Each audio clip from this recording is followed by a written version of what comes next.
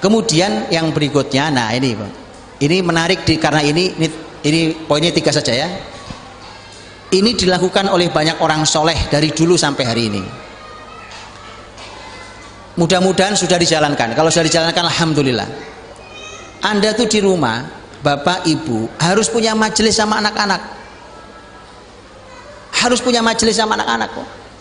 Jadi kalau babnya, wah ini sibuk ya pak bapaknya, Anda tidak lebih sibuk dari Umar bin Abdul Aziz rahimahullah ta'ala. Umar bin Abdul Aziz pak, orang besar di zaman dinasti Bani Umayyah, cicitnya Umar bin Khattab radhiyallahu anhu, memakmurkan negeri yang bermasalah hanya perlu waktu 2,5 tahun, 29 bulan. Segitu hebatnya itu orang pak, sesibuk itu.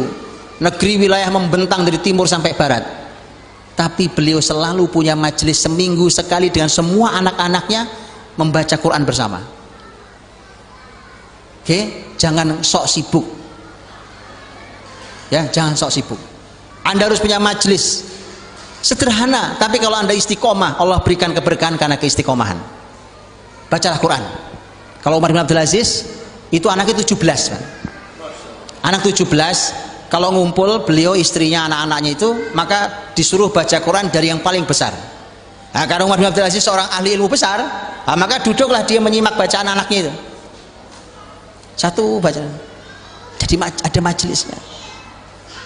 Ya, lakukan itu. Nah, disitulah dirangkainya banyak hal. Belajar kita di situ tentang ilmu, belajar tentang kesolehan, belajar tentang komunikasi, belajar mengakrabkan dengan anak dan keluarga. Banyak hal yang bisa dipelajari ya. Buatkan itu, insya Allah disitulah semua akan digagas nanti ya. Dan saya tambah sedikit yang poin 2, namanya murid sama guru dan Anda muridnya. Kalau Anda salah jangan ngotot kalau ditegur, karena masalahnya kadang-kadang kalau ditegur itu orang tuanya ngotot. Kamu baru belajar kemarin sudah begitu ke orang tua saya. Ini murid gak tahu diri namanya. Nih saya mohon maaf, saya cerita tentang diri saya bapak ibu. Anak saya negur saya dalam satu hal yang saya tahu persis. Dalam ilmu yang sedang saya disalahkan oleh anak saya itu ada pembahasan panjang di ilmunya, karena saya pernah pelajari ilmu itu. Cuma karena itulah yang diketahui anak saya, maka saya harus katakan terima kasih atas tegurannya nak, kau anak yang soleh gitu. Saya tidak sedang melanggar, tapi versi dia melanggar. Kenapa? Karena ini ada ilmu panjang sebenarnya. Kenapa? Yang dia tahu itu. Bukan saya ajak debat, kamu sini duduk, bapak sini, kamu belajar kapan? Bapakmu lulusan Madinah tahu? Enggak begitu. Jadilah murid, jadilah murid ya. Murid salah ya siap. Kadang-kadang gurunya marah, Anda dihukum, siap dihukum. Pernah dihukum anak? Wow, hebat Anda berarti Anda soleh sekali. Saya pernah dihukum anak pak, beneran. Saya bilang hukumlah bapakmu ini karena ayahmu buat salah, dengan bundamu hukum. Dan kalian punya hak untuk menghukum apapun hari ini, silahkan, dan kami siap laksanakan tanpa nawar. Berarti Anda luar biasa soleh-soleh pak. Saya sering suka dihukum anak saya, luar biasa Anda, luar biasa ya. Baik, itu ya, mudah-mudahan bisa dilakukan. Sederhana insya Allah lakukan ya. Baik, yang kedua tadi mondok Ustaz ya, dipondokkan ya. Umur berapa? 5 tahun. 5 tahun. Iya 5 tahun. 5 tahun. Apakah salah? Tidak 100% salah, tidak 100% benar. Ya, tapi saya mohon maaf, saya ini paling tidak suka ngomentari lembaga orang lain. Jadi saya sampaikan ini murni sebuah ilmu dan tidak ngomentari lembaga siapapun. Saya tidak pernah dilatih untuk itu oleh para ulama dahulu, untuk ngomentari lembaga orang, ngomentari orang lain. Akhirnya kita habiskan waktu dan usia untuk hal yang nyaris tidak ada manfaatnya buat kita. Oke, saya hanya bicara secara ilmu. Usia 5 tahun, apakah sudah boleh dipondokkan? Begini, itu langsung sejak zaman Rasul contohnya. Bahkan Rasul sendiri. Singkat kata, karena waktu ini nanti habis. Singkat kata Pak, saya langsung kasih kesimpulannya ya.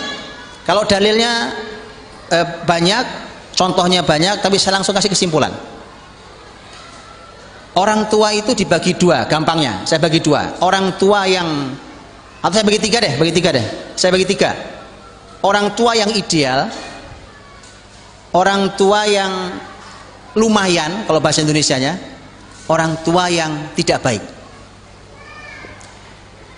Orang tua yang ideal itu yang harusnya dikejar oleh masyarakat dan dunia pendidikan hari ini. Karena itulah yang bisa kita lihat potretnya pada sejarah Islam zaman dahulu. Silahkan baca dalam biografi orang-orang besar. Banyak sekali di antara mereka yang berkatanya begini: saya selesai hafal Quran 30 juz dari bapak saya selesai menghafal kitab Muwatta dari ibu saya belajar kitab fikih ini dari paman saya belajar ilmu nahu dari nenek saya. Harusnya pendidikan dikembalikan ke sana. Makanya saya suarakan dengan tegas, kalau sekolahan dan orang tua sama-sama nyaman, anak dari usia kecil dikirim sekolah, makin lama bayi sudah disuruh sekolah sekarang, ya kan? Ada, oh iya, bayi di sini, loh ada bayi disuruh sekolah. Saya punya teman di Depok, Pak, itu dia cerita sendiri. Tempat dulu bercandaan zaman saya. TPA itu singkatan tempat penitipan anak, itu bercandaan dulu, sekarang nyata. TPA itu tempat penitipan anak. Musibah memang zaman ini. Sejak kecil sudah dititipkan. Bapaknya pergi nyari duit, ibunya pergi nyari duit. Musibah, nggak jadi.